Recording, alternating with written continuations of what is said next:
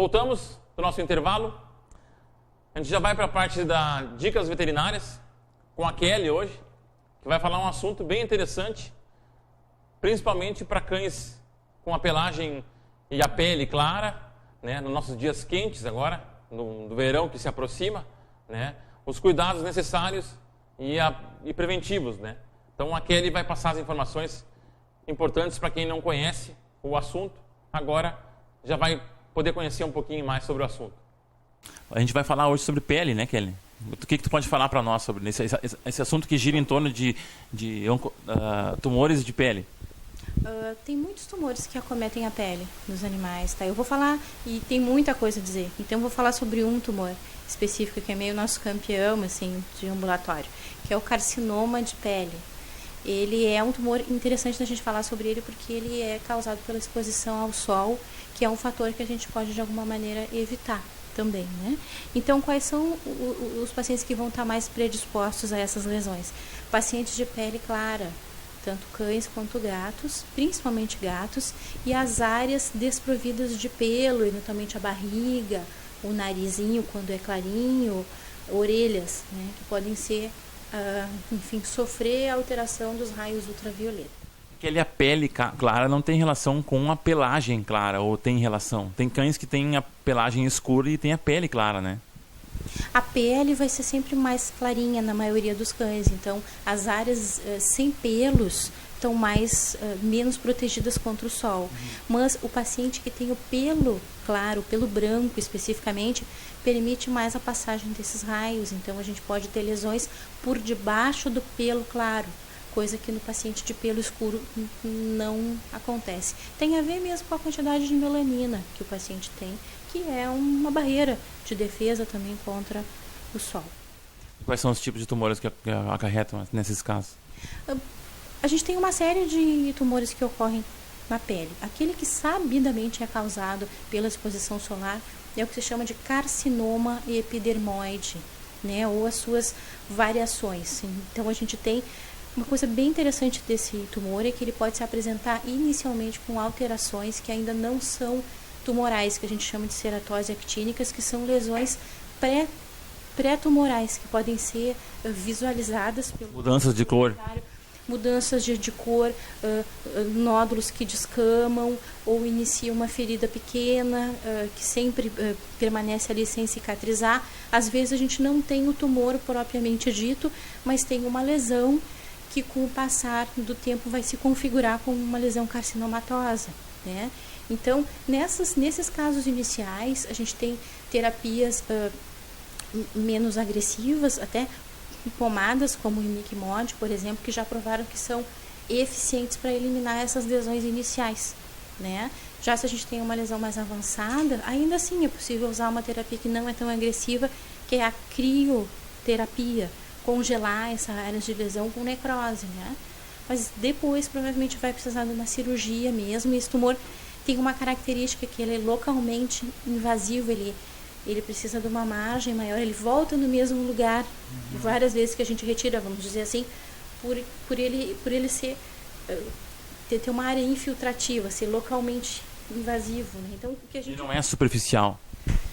Sim, ele pode ocorrer na derme e nas camadas inferiores já ali, mas inicialmente ele vai estar sobre a pele mesmo, né? E se a gente tiver uma lesão inicial, é possível tratar de forma menos invasiva.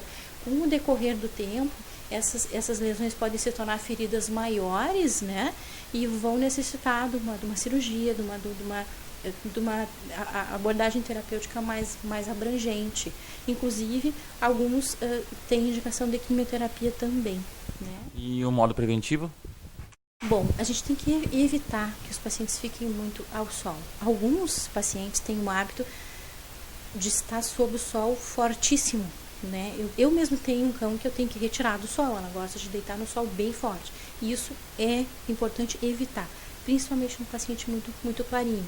E uma coisa que sempre se indica que é o uso de protetor solar, sim. Existem protetores solares próprios para o uso veterinário, ou alguns que se pode mandar manipular. E esses protetores se encontram com uma certa facilidade? Acho que não, né? E se encontra, sim, em pet shops e é possível fazer uma formulação dermatológica para mandar manipular esse elemento protetor para a gente colocar no paciente, né? Mas assim, eu acho que a medida principal, a medida mais importante é evitar, sim, o sol, né?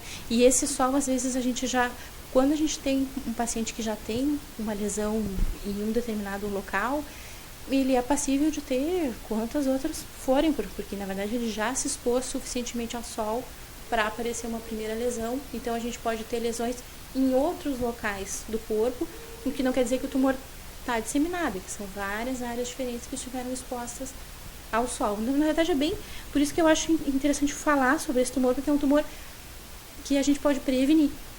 E isso é uma prevenção por toda a vida também. Principalmente felinos, esse é o primeiro tumor que a gente observa, assim, em número de casos que a gente atende em felinos. Em cães já não é o primeiro tumor, o tumor mais importante dessa espécie. Em felinos, sim. E nessa espécie, nesses gatinhos, os locais onde há maior acometimento é no narizinho, muitos têm o narizinho rosinha, clarinho, ou nas orelhinhas mesmo. Essas orelhinhas a gente acaba tendo que amputar. São partes sensíveis do corpo, né? Sim, mas pelo menos é uma extremidade. Já sobre o nariz ali, sobre essa alteração quando ela está no nariz, é uma área de dificuldade cirúrgica, né? Então a gente tem várias técnicas que são indicadas, é possível fazer congelamento por crioterapia, eletroterapia também pode ser indicada. Mas o importante é a prevenção, né? Usar protetor, então, né? Tem que usar o protetor, mas principalmente tem que tirar do sol. Mas o tirar que tu diz, desculpa te interromper, Kelly, mas o tirar que tu diz é não pegar mais sol, porque o sol é importante para eles também, né? Só não pode ser excessivo, né?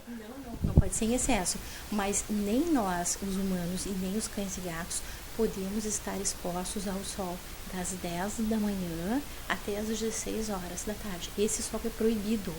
Então, mesmo que tenha que colocar o paciente contido num local onde ele não vai tomar esse sol, isso é necessário.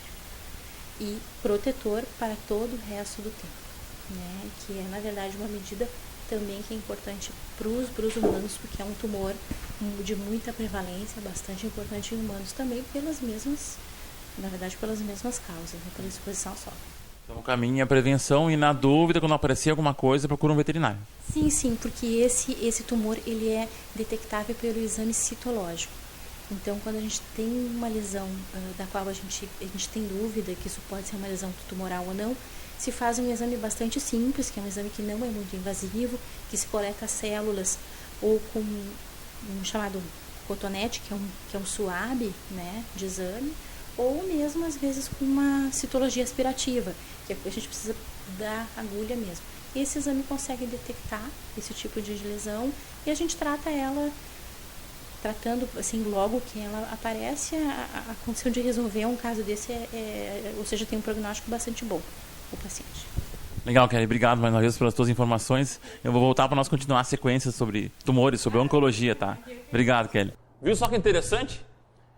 Existe protetor solar para cães, né? E os problemas de pele não só acarretam em cães, mas em gatos também. Então é bom sempre observar isso e cuidar com o excesso de sol, né? O sol faz bem, mas demais também complica, né? Agora a gente vai para o quadro bem-humorado do nosso programa, Meu Amigo é o Bicho, que é o nosso amigo Peludo, né? Com a sua dica. Vai daí, Peludo. Chegou a minha hora? Olá, pessoal. Olá. Como vocês estão hoje? Bem? Eu também estou bem. Ninguém perguntou? Mas eu estou bem.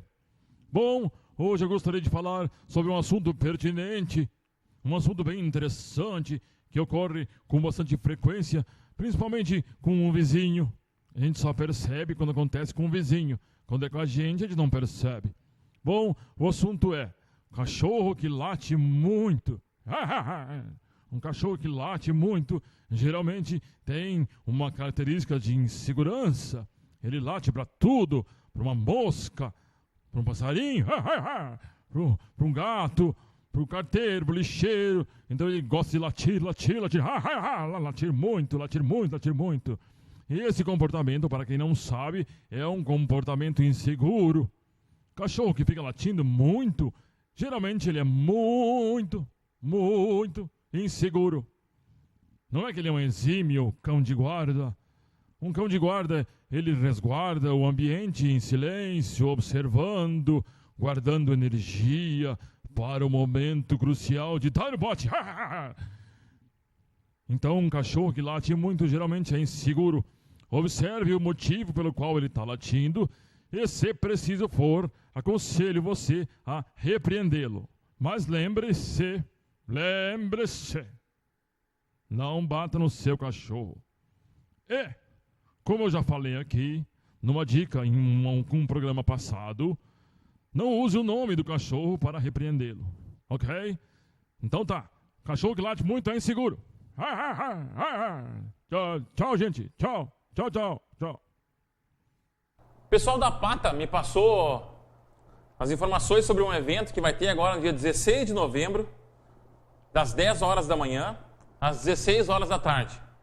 É um brechó, né, que geralmente o brechó é para arrecadar fundos, para ajudar na castração ou na recuperação de animais que foram atropelados ou sofreram maus tratos, né?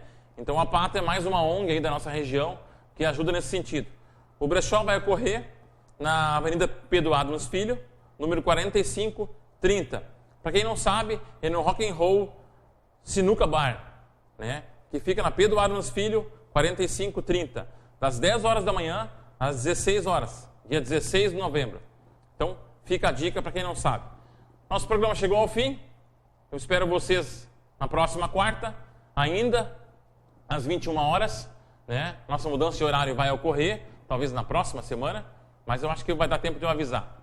E as reprises aos sábados e domingos. Espero que tenham curtido, tenham gostado, né? Estou fazendo com bastante carinho o programa. Até a próxima semana. Valeu, um abraço, tudo de bom.